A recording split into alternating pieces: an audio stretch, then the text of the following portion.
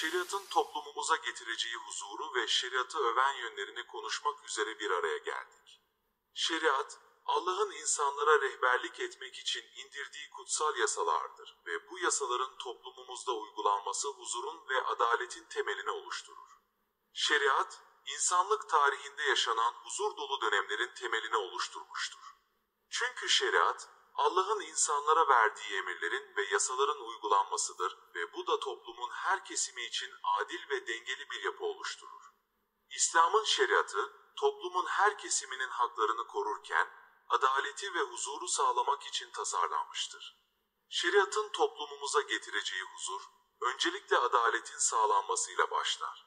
Şeriat, herkesin hakkını almasını ve herkesin adalet önünde eşit muamele görmesini sağlar. Bu da toplumda güvenin ve huzurun artmasına yol açar. Şeriat, ahlaki değerleri korur ve toplumun etik değerlerini güçlendirir. Şeriatın huzur getireceği bir diğer önemli alan ise aile hayatıdır. Şeriat, aile hayatında karın koca ilişkilerinde adil ve dengeli bir yapıyı teşvik eder. Kadınların ve çocukların haklarını korurken, aile içinde huzur ve mutluluğun sağlanmasına yardımcı olur. Aile içinde huzurun sağlanması, toplumun genel huzurunu da olumlu yönde etkiler. Şeriatın toplumumuza getireceği huzur, her kesimin ihtiyaçlarına ve haklarını gözeten bir yapıyla mümkün olacaktır. Şeriat, adaletin ve merhametin temelini oluştururken, toplumun her kesiminin huzur ve refah içinde yaşamasını sağlar. Sonuç olarak, şeriatın toplumumuza getireceği huzur, adaletin ve merhametin egemen olduğu bir düzenin oluşturulmasıyla mümkün olacaktır. Şeriat, toplumumuzda huzurun ve mutluluğun temelini oluştururken, adaletin ve insan haklarının korunmasını sağlar. Şeriatın toplumumuzda uygulanmasıyla, daha güçlü, daha adil ve daha huzurlu bir toplumun inşa edileceğine inanıyorum. Şeriat, hukuk önünde herkesin eşit muamele görmesini sağlar ve herkesin haklarını korur. Örneğin, İslam hukukunda bir cinayet vakasında suçlu bulunan bir kişiye verilecek ceza, kişinin sosyal statüsüne veya mal varlığına bakılmaksızın aynıdır. Yani zengin ya da fakir, güçlü ya da güçsüz, herkesin hukuk önünde eşit olduğu ilkesi geçerlidir. Bir başka örnek olarak, şeriat, miras konusunda da adaleti sağlar. İslam hukukuna göre, miras payları belirlenirken kadınlar ve erkekler arasında ayrım yapılmaz. Ölen kişinin mal varlığı, mirasçılar arasında adil bir şekilde bölüşülür. Bu da herkese eşit haklar tanınması ve adaletin sağlanması anlamına gelir. Şeriatın bu adalet anlayışı, toplumda güven duygusunun artmasına ve huzurun sağlanmasına katkıda bulunur. İnsanlar, hukukun üstünlüğüne inanır ve herkesin hakkının korunacağına güven duyarlar. Bu da toplumda birlik ve dayanışma duygularının güçlenmesine ve sosyal dengenin sağlanmasına yol açar. Bu örneklerden de anlaşılacağı gibi, şeriatın adalet ve eşitlik ilkesi, toplumda güvenin ve huzurun artmasını sağlar. Herkesin hukuk önünde eşit olduğu ve herkesin haklarının korunduğu bir ortamda, insanlar daha güvenli ve huzurlu bir şekilde bir arada yaşayabilirler. Örneğin, şeriatın emrettiği zakat kurumu, toplumda dürüstlük ve yardımlaşma gibi ahlaki değerlerin güçlenmesine katkıda bulunur. Zakat, zengin olanların mallarının belirli bir oranını ihtiyaç sahipleriyle paylaşmayı öngörür. Bu, zenginlerin mal varlıklarını dürüstçe paylaşmalarını ve ihtiyaç sahiplerine yardım etmelerini teşvik eder. Şeriatın ahlaki değerleri koruma konusundaki bir başka örneği ise, içki ve kumar gibi kötü alışkanlıkların yasaklanmasıdır. İslam hukukuna göre, içki içmek ve kumar oynamak gibi kötü alışkanlıklar ahlaki olarak yanlış kabul edilir ve bu tür faaliyetler toplumun ahlaki değerlerini zayıflatır. Şeriatın bu tür faaliyetleri yasaklaması, toplumda ahlaki değerlerin korunmasına ve güçlenmesine yardımcı olur. Şeriatın ahlaki değerleri koruma ve toplumun etik değerlerini güçlendirme çabası, insanlar arasında saygı, merhamet ve adalet gibi ahlaki değerlerin yaygınlaşmasını sağlar. Bu da toplumda güvenin ve huzurun artmasına yol açar. İnsanlar, dürüstlük ve adaletin egemen olduğu bir ortamda daha güvende hissederler ve birbirlerine karşı daha saygılı ve merhametli davranırlar. Bu örneklerden de anlaşılacağı gibi, şeriatın ahlaki değerleri koruma ve güçlendirme çabası, toplumda güvenin ve huzurun artmasını sağlar. İnsanlar, ahlaki değerlere saygı duydukları bir ortamda daha mutlu ve huzurlu bir şekilde bir arada yaşayabilirler. Örneğin, şeriatın kadının haklarını koruma ve aile içinde adil bir ortamın oluşturulmasını teşvik etme konusundaki yaklaşımı, miras konusunda kendini gösterir. İslam hukukuna göre, bir kişi vefat ettiğinde mal varlığı mirasçıları arasında adil bir şekilde bölüşülür. Bu da kadınların miras hakkını korur ve aile içindeki dengenin sağlanmasına yardımcı olur. Ayrıca, şeriatın kadınların haklarını koruma ve aile içindeki huzuru sağlama konusundaki diğer bir örneği, boşanma ve evlilik konusundaki kurallarıdır. Şeriat, boşanma sürecinde kadınların haklarını korur ve adil bir şekilde tazminat almalarını sağlar. Aynı şekilde, evlilik öncesinde de kadının rızası önemlidir ve evlilikte karın koca arasında adaletin sağlanmasına önem verilir. Şeriatın aile içi huzur ve mutluluğu sağlama konusundaki yaklaşımı, kadınların ve çocukların haklarını korurken, aile içinde adil bir ortamın oluşturulmasına yardımcı olur. Bu da toplumun genel huzurunu olumlu yönde etkiler. Mutlu ve sağlıklı aileler, toplumun temelini oluşturur ve güçlü bir toplumun inşasında önemli bir rol oynar. Bu örnekten de anlaşılacağı gibi, şeriatın aile içi huzur ve mutluluğu sağlama konusundaki yaklaşımı, toplumda güvenin ve huzurun artmasını sağlar. Kadınların haklarının korunması ve aile içinde adil bir ortamın oluşturulması, toplumun genel huzurunu olumlu yönde etkiler ve güçlü bir toplumun oluşmasına katkıda bulunur. Örneğin, şeriatın hırsızlıkla mücadele konusundaki yaklaşımı, toplumda güvenliğin ve istikrarın sağlanmasına katkıda bulunur. İslam hukukuna göre, hırsızlık gibi suçlar ciddi bir şekilde cezalandırılır. Bu, suç işlemeye teşebbüs eden kişilere caydırıcı bir etki yapar ve suç oranlarının azalmasına yardımcı olur. Ayrıca, şeriatın uygulandığı toplumlarda, adaletin hızlı bir şekilde sağlanması da güvenlik ve istikrarın temel unsurlarından biridir.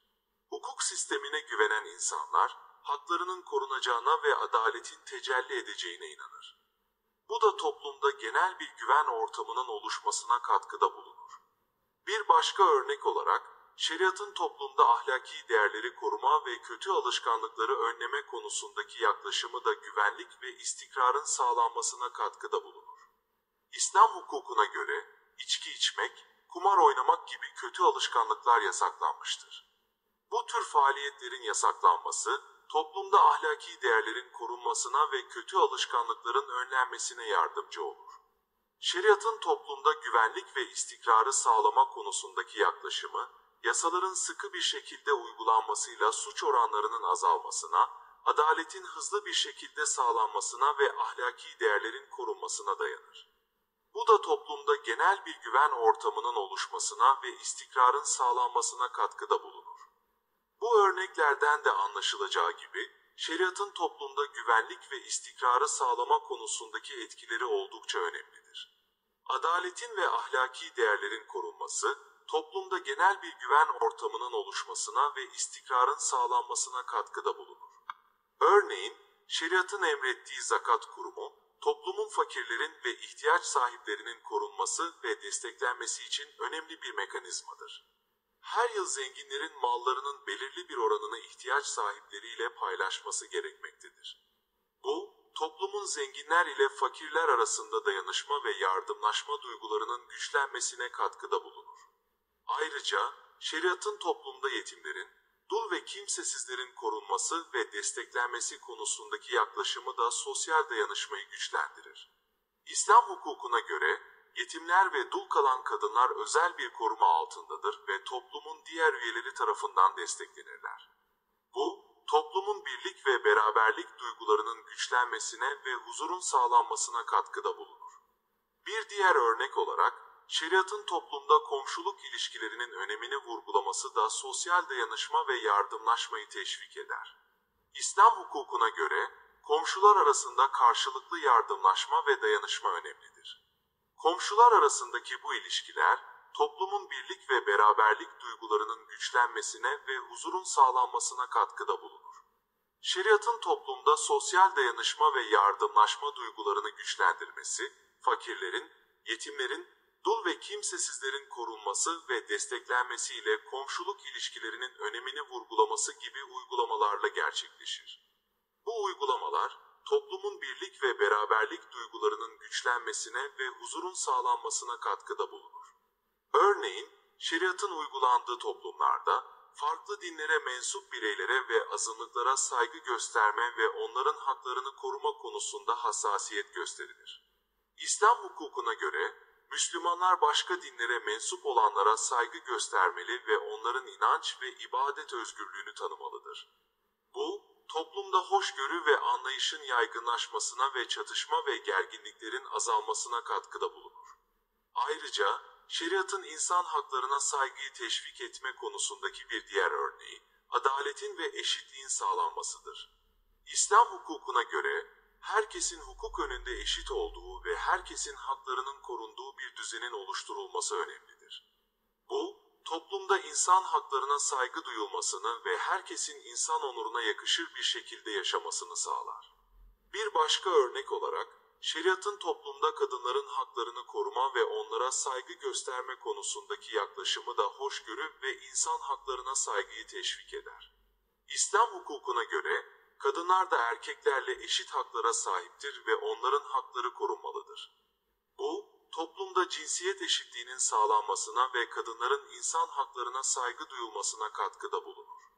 Şeriatın hoşgörü ve insan haklarına saygıyı teşvik etme konusundaki bu örnekler, toplumda hoşgörü ve anlayışın yaygınlaşmasına, çatışma ve gerginliklerin azalmasına ve huzurun korunmasına yardımcı olur. Herkesin inancına, kültürüne ve yaşam tarzına saygı gösterilmesi, toplumun birlikte barış içinde yaşamasını sağlar ve insan haklarının korunmasına katkıda bulunur. Sonuç olarak, şeriatın topluma getirdiği huzur, adalet ve güven ortamı üzerine düşündüğümüzde, bu kutsal kuralların toplumun her kesiminde olumlu etkileri olduğunu görmekteyiz. Şeriat, insanların birbirleriyle olan ilişkilerinde adaleti, hoşgörüyü ve insan haklarına saygıyı esas alır.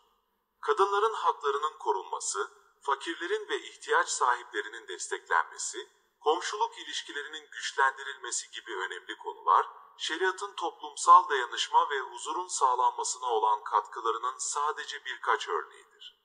Şeriatın özünde yatan değerler, insanlığın ortak iyiliği için bir rehberlik sunar. Adalet, merhamet, hoşgörü ve insan haklarına saygı gibi evrensel değerler, şeriatın temelini oluşturur. Bu değerlerin toplumda hakim olması, barış ve huzurun tesisi için önemlidir. Dolayısıyla, şeriatın toplumda huzur, adalet ve güven ortamı oluşturmak için sunduğu değerleri takdir etmek ve yaşamımızda uygulamak, daha sağlıklı, daha adil ve daha huzurlu bir toplumun inşası için önemlidir. Şeriat, insanların birbirleriyle olan ilişkilerinde sağlam bir temel oluşturur ve toplumun refahı ve mutluluğu için gereklidir. Bize, şeriatın rehberliğinde yaşamayı ve bu değerleri toplumumuzda yaymayı nasip eyle. Bizlere huzur, adalet ve güven içinde yaşama imkanı ver. Fakirlerin, yetimlerin, dul ve kimsesizlerin yardımına koşma gücü ver. Toplumumuzu birlik ve beraberlik içinde yaşamaya teşvik et. Şeriatın bize öğrettiği değerleri hayatımızın her alanında yaşamamızı nasip eyle. İnşallah, şeriatın bize rehberlik ettiği değerlerle dolu bir yaşam sürer ve toplumumuzda huzur, adalet ve güven içinde yaşarız. Selam ve dua ile.